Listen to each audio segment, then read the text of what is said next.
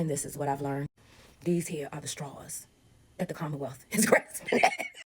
Defense calls Lucky Lawfriend to the stand, and this is the snowplow driver that drove the plow on the night in question, and his route included 34 Fairview.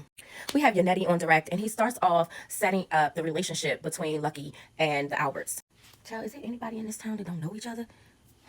Lucky worked for Chris Albert, the brother of Brian Albert, the homeowner, for some time delivering pizzas at Chris's pizza store. Also, his brother is a select board member and serves with Chris Albert on the said select board. Now, for those of y'all that's not from a small town, a select board is the governing body. I mean, they make the rules. He also said that the Alberts have always lived at 34 Fairview for as long as he's known them, except for now that they've sold their house.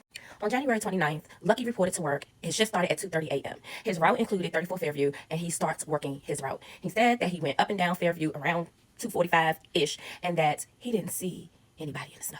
He went up, down, round and round. He circled back around 3:15 to 3:30, and then he saw a Ford Edge parked in front of the Fairview resident.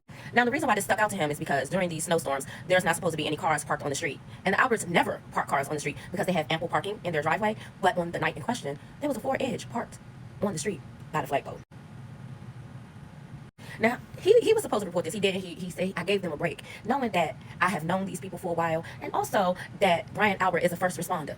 He continued on with his day, did the rest of his route. He tried to come back down Fairview around 6:15 a.m., but he couldn't because the police blocked off the street and had police activities. Their blue lights flashing. He couldn't come back down the street. 2 weeks later, he was contacted by the defense's PI and had an interview with him at his place of work. But this man got a ton of jobs. Canton or Boston police never contacted this man. He was interviewed by another agency, the feds, in 2023 regarding what he saw or didn't see on the night in question. And then the state police contacted him. Child, and then we get Brendan on cross. He asked him if it's fair to say that he was being attacked and threatened by a large blogger on the internet. And that man said, I wasn't threatened. He said, well, then you was intimidated. He said, I wasn't intimidated. Lucky said, listen, I was dealing with the loss of my wife, and I wasn't paying attention to what was happening on the internet. Child, Hank had the nerve to say, yeah, sorry for your loss. But anyway, like I was saying, you was being threatened and intimidated. And they said they was going to release some photos of you. Man, this man is too insensitive. We got a lot of objections that Bev didn't sustain. We had a couple of sidebars. But I want to note one important sidebar.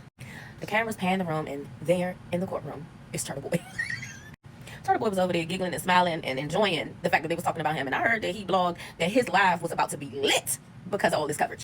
Anyway, after trying to attack this man's credibility and failing miserably, we move on to our second witness of the day.